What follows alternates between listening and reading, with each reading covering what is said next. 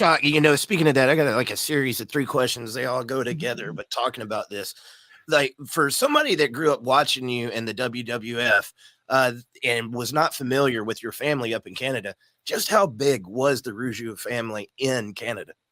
Well, it's almost like the San Martino in New York. It's like the Gretzky in hockey. It's like the Maurice Richard in hockey. It's like the Michael Jordan, and it's like the Rougeau name is huge up in Quebec and Canada because my uncle Johnny and not only were 4 generations of wrestlers, but there was 2 kind of Rougeaus. There was like my example, my father, he was a tough guy. My father was a Golden Glove champion. He was respected. 6'4", 240 pounds. He was a tough guy. He was known to be a tough guy. My uncle Johnny, he was the diplomat. He was the more like the he was right-hand man of René Lévesque, the prime minister in Quebec that wanted to separate from Canada all the time, the French side, René Lévesque. So he was his right-hand man bodyguard, but he wasn't really a bodyguard. He was just his right-hand man. And my Uncle Johnny, he owned a nightclub in Montreal called the Macambo Nightclub, where Tina Turner and Chubby Checker and all those people used to come and entertain in Montreal. But my Uncle Johnny owned the club, but my father was the doorman.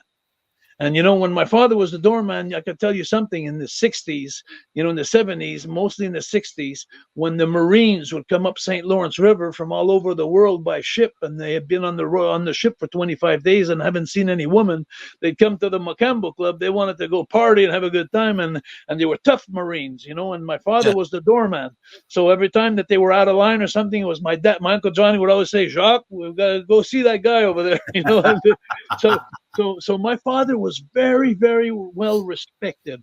Even when I was going on the road all these years and going to Japan and everywhere, and I had guys, old timers with cauliflowers, they'd come and see me and they'd say, "Your father, Jacques Rougeau?" I'd say, "Yeah.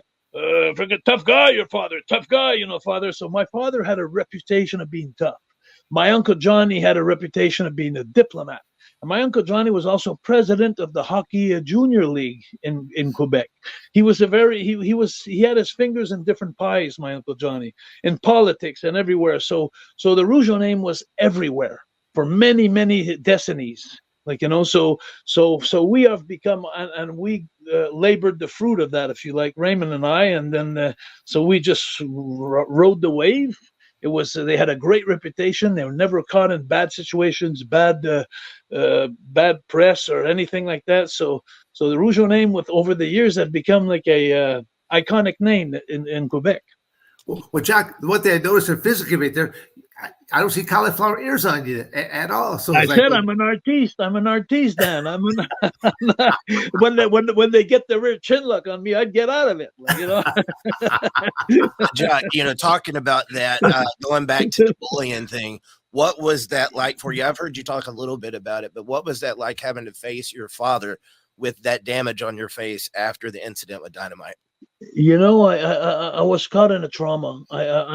When I left the funniest thing is when I got beat up after it all happened, only after the damage was done that the agent came in. There's always an agent every night, and the agent came in and I was on the floor, and then the first thing he did is he got me up, and then he said, Jacques, he says, "Don't worry," he says, you don't have to wrestle tonight. That's the first thing he told me. And I looked at him and I said, "Oh, I'm wrestling tonight. I'm wrestling tonight." So I went to wrestle anyway. I went about a half hour later. I was all fucked up. Excuse my language, and I wiped my face up, and I was so lost.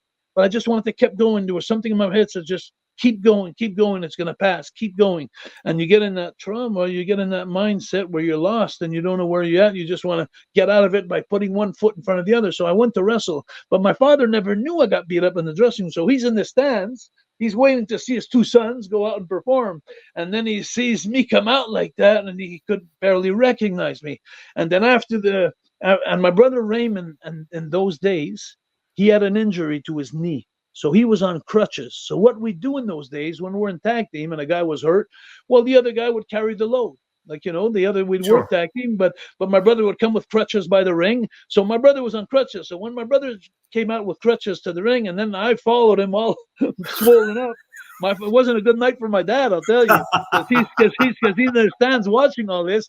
And then so when I came back to the dressing room, there never was question of me showering or nothing. Just picked up my bags and I wanted to get out of there. And when I got to the car, Raymond was sitting in the front with my dad, and they were talking. And a couple of times my father talked to me. I was sitting in the back, and I never even acknowledged him. I was gone. I didn't know. So I never talked to him until I went home and sleep in Hollandale at his house. Till the next morning I got up, he brought me there. I never talked to him once, not a word. So it was like so he let me, I guess they understood that it was better to leave me alone, and to deal with it. But there's no way to explain where I was at. But I did not want to become a McFly like Back to the Future. Yeah. I just didn't want, that's what I didn't want to be looked like. Because my dad, I had so much pride from my dad. So much, I don't know how to say that. My dad was my hero, and I didn't want him to look down at his son that was a weak link or yeah. Yeah. How did the wrestling locker room dynamic? Eric, let me interrupt you for a second. On that same note that you just said there, Jacques, I never told, as I said earlier, I never told any of my family members whenever I had any of these cage fights coming up.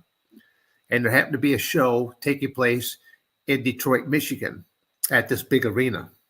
I mean, this arena probably holds, I don't know, 12,000, 15,000 people. And I had, as I'm standing in the Hall? No, it's not Cobo Hall. No, it wasn't Cobo Hall. It's an arena that's gone now. But okay.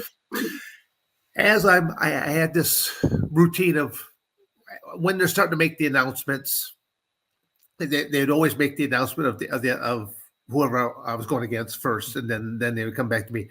I disappear. I never would look at my opponent. I just walked back and forth. Just kind of this, just walk back and forth. But I'm doing deep breathing. I'm just lowering my heart, stuff like that, because this is what I call the calm before the storm.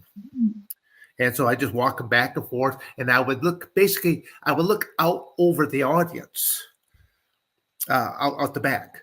And out of the blue, my father stood up.